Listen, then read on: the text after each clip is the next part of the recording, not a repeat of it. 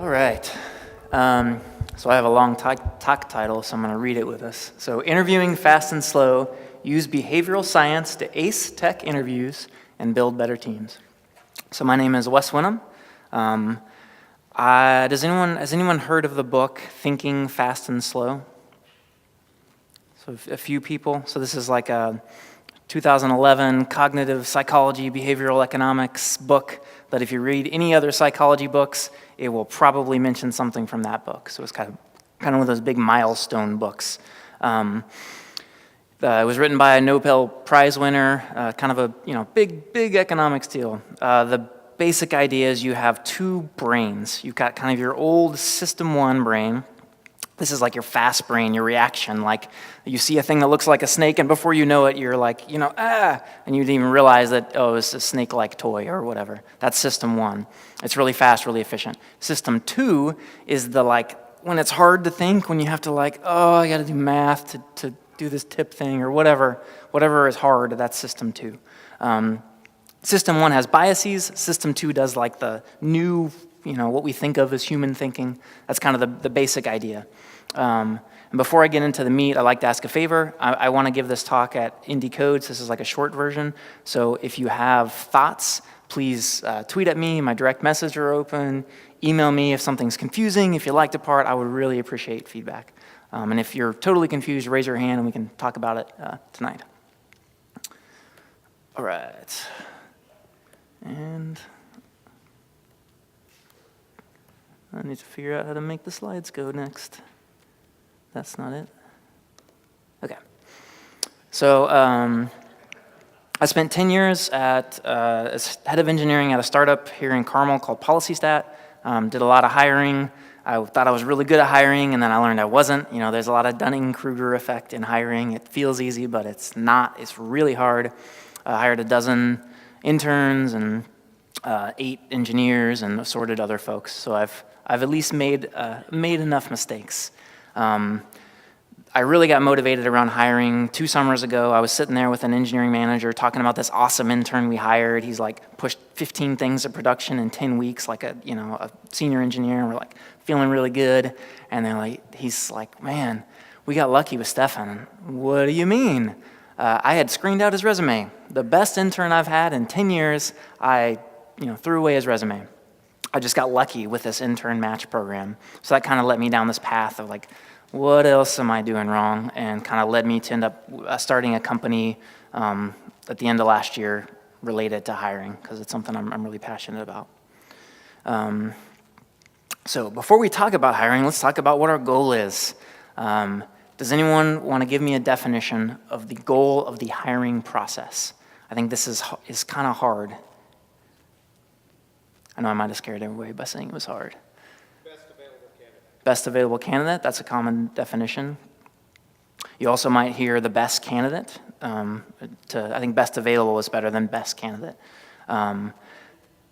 Best fit is another thing, idea, who fits best. I think I propose that a better definition is the hire that creates the best team. So to use a sports analogy, which I apologize for, if you have the best kicker in NFL or whatever, and the second best kicker is available, that might be the best player that's currently a free agent or whatever in NFL. You would not want to get the second best kicker. That's the best player. That doesn't make the best team. So in hiring, we're trying to make the best team, because teams are what actually get stuff done in the real world. So I want to kind of add that caveat. We're going to talk a lot about bias. The reason bias is bad, the reason bias makes it hard to create our best available team, because bias hurts our decisions. Bias, this is north, bias makes us go this way.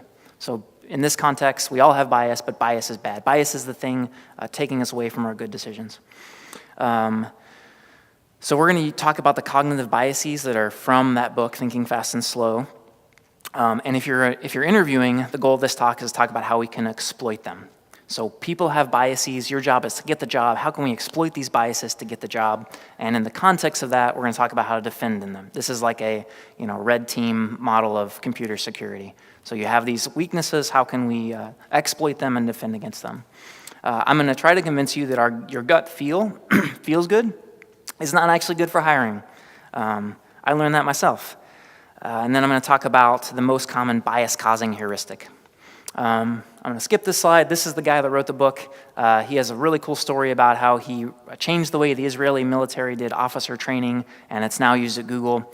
Summary, use a rubric.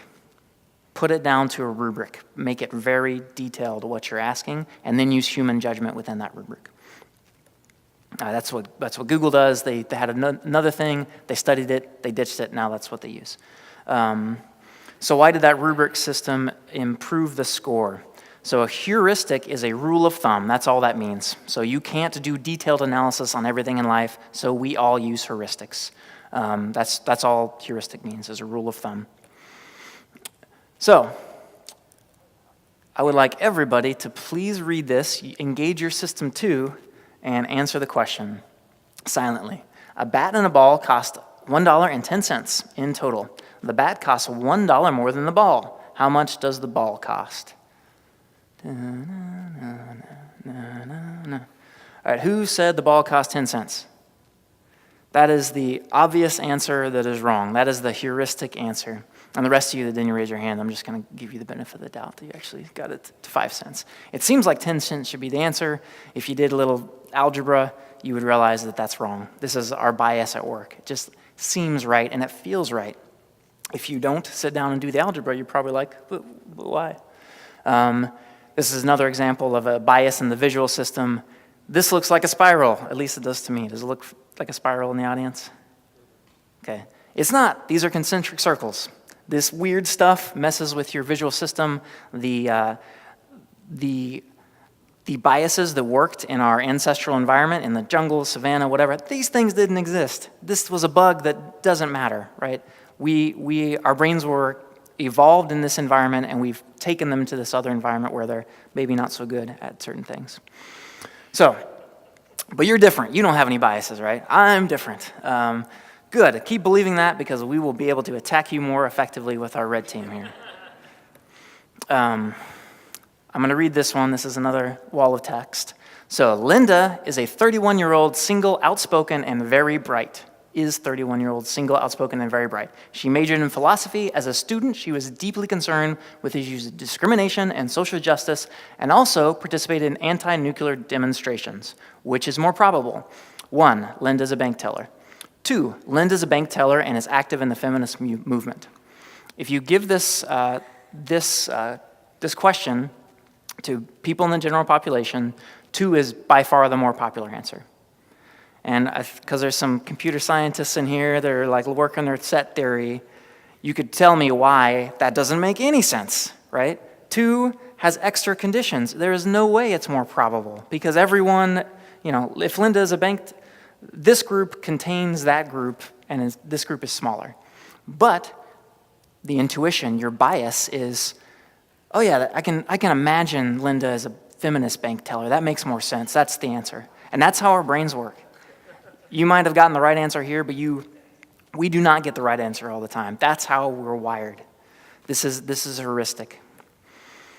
And it's a heuristic that's exploitable in interviewing, all human interaction, but especially interviewing. So our vulnerability, we are vulnerable to an availability heuristic attack. That's a weakness we all share. We cannot patch it. We cannot upgrade it. It's just there. It's also sometimes related to the narrative fallacy, the idea that stories can lie to us. That Linda story.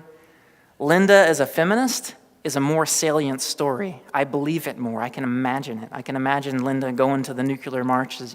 It's more salient, so it feels more right. I like to say stories are the native compression format for the human mind. It's how we've remembered things for a long time. If you read this book, which is a really good book, it talks about how we're really good at making sports out of things. We made a sport out of memory. The people that can remember 200, I have a number, 1,924 cards memorized, decks of cards, King of Diamonds, Ace of Spades, just random in an hour. The way they do that is by constructing little narratives. They're characters, they're moving through a physical location. Our brains are wired for narratives. I can't overemphasize that. So as a candidate, your job is to attack with stories. That's how you create confidence. That's how you get the job effectively. We want to make it easy for you as an interviewer to create a story in the mind of the as an interviewee, as a candidate, in the mind of the interviewer. That's your job. And specifically, you want to create the story of future you and them as a coworker doing good things, making their life easier. That's the story you want to create. That's what will make you successful. So when you're writing a resume, you don't want to be I said librarian, I think it's a bank teller, but you don't want to be the feminist, you want to be the feminist librarian, not just the librarian. You have to create a story of you on their team doing good things. Don't think of it as like, a list of like keywords. You think of it as little stories. Every single bullet point is a story. If I were to tell you, scientists love doing research on resumes because it's really cheap research. You can just send a bunch of them out to different companies and see what comes back. So there's lots of good papers on this. One of those, they compared a resume, baseline, and they compared one that they gave the person a second degree that was related in a STEM field. Thank you, Kevin. And one of them, they switched the bullet points to action verbs. Which one do you think made a big difference? A 4-year investment in a second degree or action verbs? You can probably tell which one because I'm telling this talk. So it's the action verbs, twice the effect of a second degree. That's crazy. This is like easy stuff to change, and it makes a giant difference. You are telling stories when you're building a resume, and you should think through them as stories. One way to test this is to give a friend your resume, for each bullet point on your did this project, ask them to tell you the story. If they can't tell you a story, you need to change that bullet point. You need an action verb, you need a subject, you need a challenge, you need a result. So, we've talked a lot about the red team. How do we defend against these? It's hard. It's really hard. You need a checklist.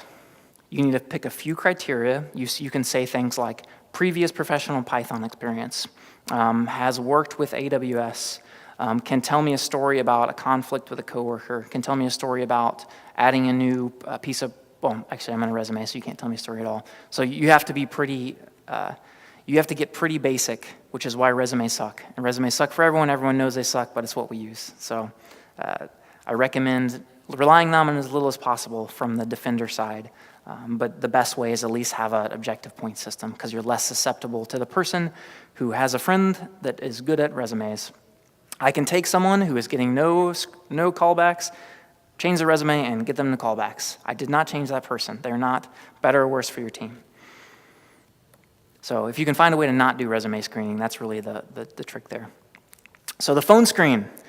The story they're trying to tell themselves is, will this candidate make my day better? They're trying to imagine a future you that's like a good coworker. You're fun to be around and doing good stuff. And it's probably a recruiter. That's the person that's where most people get screened out, resume screen recruiter. So the way you can help them imagine that is by being excited. It kind of sucks that you have to do that, but you do. Do some jumping jacks before your talk. Get hyped up. Smile when you talk. It's stupid. It works. You sound like you're smiling. You have to fake it. Until we live in a better world where this isn't the way recruiting done, you have to fake this. It's really important. I've interviewed dozens of recruiters. They listen for excitement and confidence. You have to do those things. When a superpower for confidence is when you're stalling, say things like, that's a good question. And then give your answer. It's stupid, but it makes a big difference. Ask a clarifying question if you're thinking. That shows confidence. Versus, totally, I really don't know. That's not confident. It sucks. This is the world we live in. You have to project confidence. It's super important. Have 5 questions you can ask at the end. If you ask no questions, you will not get past the phone screen. It's another kind of stupid thing. Maybe you know the answer to the things you want right now. Ask questions. And if you can say one thing that's at least specific to them that's not totally generic, like I noticed you recently migrated to Python 3 or whatever it is, that's like super bonus points. The defense against this, same thing. It's rubrics. It's having a very objective system. It's having calibration where you say, this is you ask the same questions to every candidate. This is bad, this is okay, this is good, here's some text. Now, before someone can do a phone screen, they have to take the calibration. Tell me which one of these is good, which one is bad. Or even better, here's the answer. Is that okay, bad, or good? It's hard. This is a really hard thing. That's why almost nobody does it. That's why if you attack with stories, you can get past the phone screen.